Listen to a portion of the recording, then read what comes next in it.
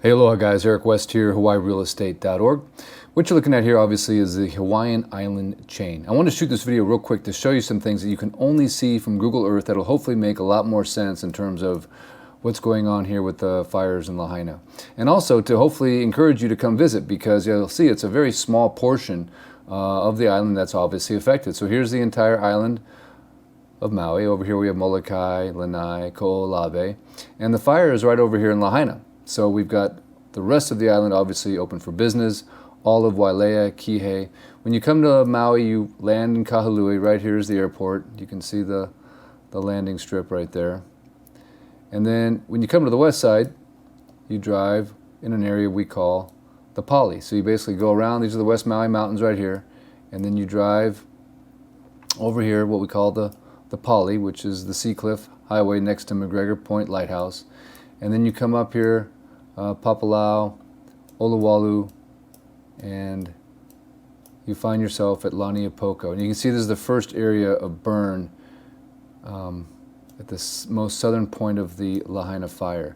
But let me take you over here real quick so you can see exactly where the fire started and some areas that don't quite make sense in terms of how they spread to where they spread to. So this is the area where the fire reportedly started, the brush fire that happened the morning of, somewhere one of these fields right here. This is the neighborhood here known as Lahaina Luna. Right here is the bypass, which is a new 4-lane highway that was recently opened to bypass the town of Lahaina. So right here is the neighborhood known as Lahaina Luna. The fire, according to friends of mine, crossed into the housing area right here in this part of the neighborhood, right next to the brush fire. And then from there, it spread to the north, this direction. Now the wind, the prevailing wind that day was flowing from the mountains towards the ocean. So towards the ocean was the predominant wind, anywhere from 35 to, they say, gusts of 80 miles an hour. My opinion, it was more in the 30s and 40s that day, but anyway, it was definitely predominantly flowing towards the ocean. So it's interesting, if you look at the fire, now remember it started over here in this field, and then these homes started to catch fire here, and then it spread this direction to the north. Even though the wind was, going towards the east, it was able to spread to the north, and then it even moved uphill, and this is the highest point of the fire that burned right here. Matter of fact, this is Tyler's home right next door. So this is the highest point of the fire. At this point, I'd like to interject really quickly. The highest structure fire, as I mentioned, was right here next to Tyler's home. That's the highest structure fire. Yet, we do have the burned out cars that I showed, which are above the bypass in this field.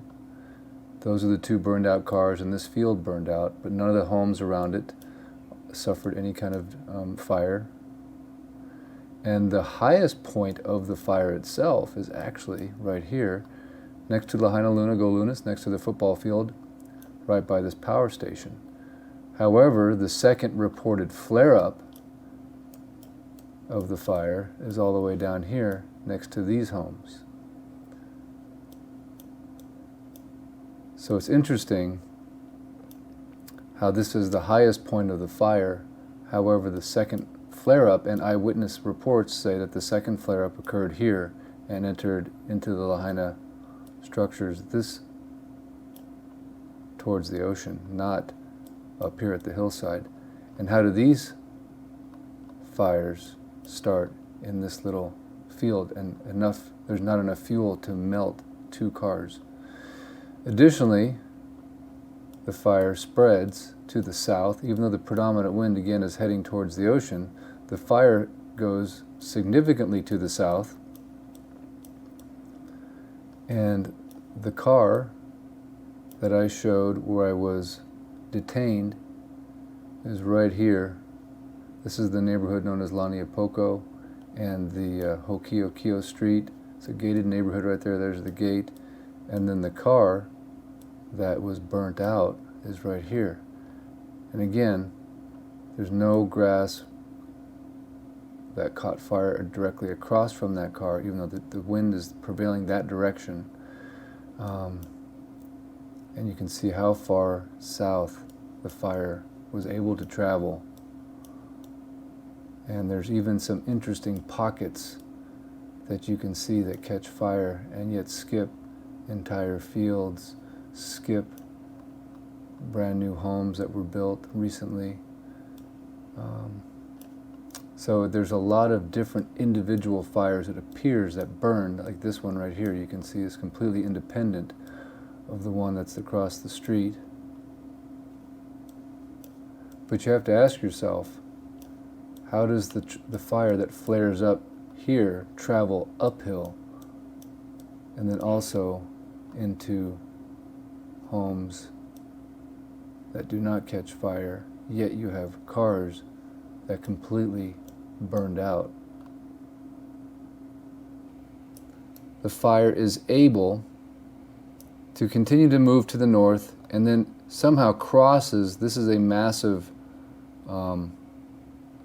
spillway area, somehow crosses this, again, to the north, even though the prevailing wind is heading towards the ocean, somehow crosses this massive ravine, concrete spillway, and then catches this field on fire.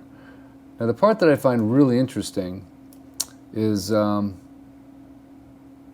fire continues to spread to the north, and then the only way it can get over here, this is the Waiakuli neighborhood, the only way it can get to that neighborhood is it literally has to go uphill. It's got to go the opposite direction of the wind, and it has to cross the bypass right here.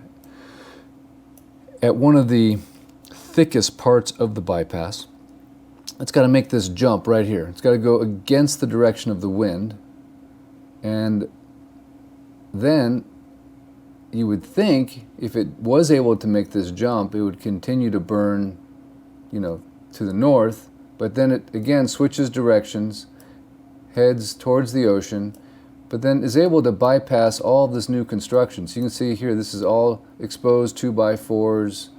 It's about what it looked like the day of the fire, but doesn't touch that construction area whatsoever, goes around it, and then proceeds into this Waiakuli neighborhood.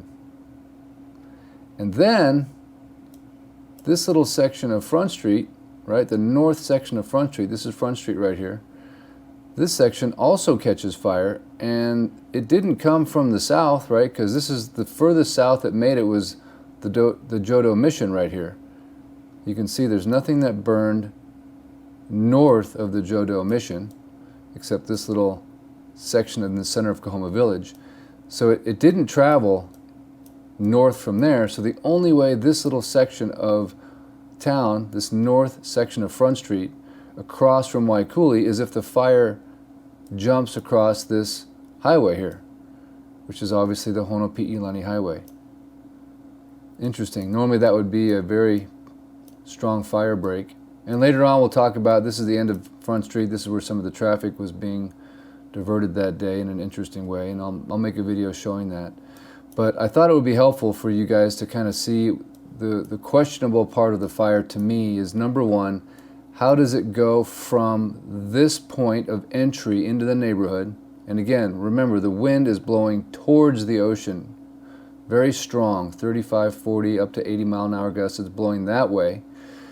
Yet somehow the fire is able to travel to the north and then back up the hill towards these homes to hit a highest point of impact right here, and then continues to travel to the north.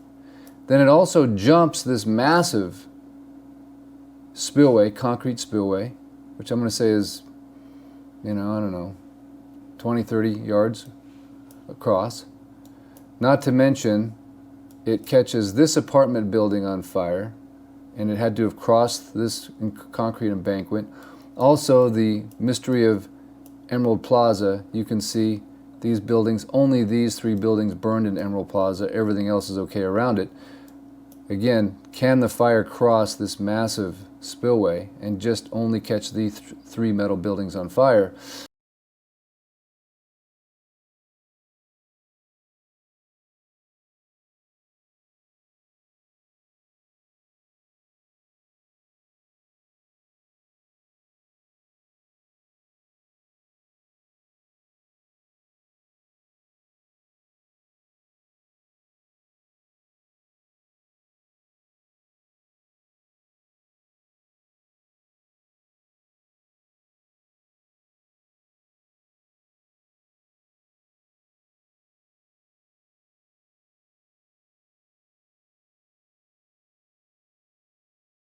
But also, somehow, to catch this neighborhood on fire here, known as Kahului, it has to cross the bypass and go against the predominant direction of the wind. But it has to cross this massive bypass. This is the closest it gets burned right here.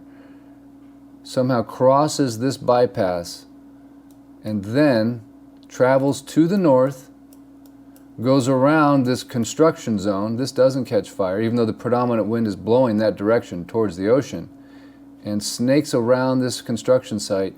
Then I was told by, this is where Danny is at, by the way, was told this was the first car to catch fire, and I've got video of it crossing into the Kahului neighborhood.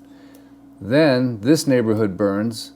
Again, predominant wind is blowing towards the ocean, but continues to travel all the way this way, up until the fire. This is, by the way, this is the fire department right here. This is the main fire department, and this is also the police department. But you can see how close the fire got to their buildings.